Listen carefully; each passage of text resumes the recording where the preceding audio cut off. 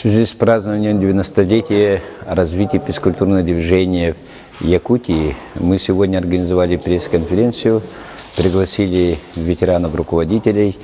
Например, Семен Иванович Алексеев сегодня рассказал о своей деятельности, которой он начал руководителем, председателем Госкомспорта 1968 года по 1977 года. Афанасий Егорович Алексеев, он руководил спортом 1977 года по 1986 года. Но до этого, до 1977 года, Афанасий Егорович работал в течение 10 лет руководителем добровольного спортивного общества «Урожай».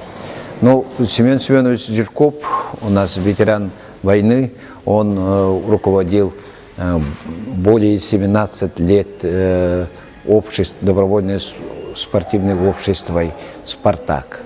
И наш известный тренер, руководитель спорта Виктор Павлович Шитик руководил Госкомспортом 2001 по 2002 год.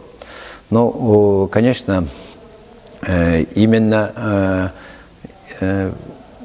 эти исторические, то есть юбилей, с одной стороны, должны мы показать историческое развитие физической культуры и спорта в республике. Какие времена были достигнуты, какие успехи, какие времена были проведены работы и мероприятия. Действительно, очень богатый опыт имеет развитие физической культуры и спорта республики. Благодаря этих ветеранов, благодаря руководителей, работников физической культуры и спорта, благодаря тренеров, учителей физкультуры, ну и спортсменов, болельщиков, любителей спорта, наша республика действительно сегодня прошагнула вперед.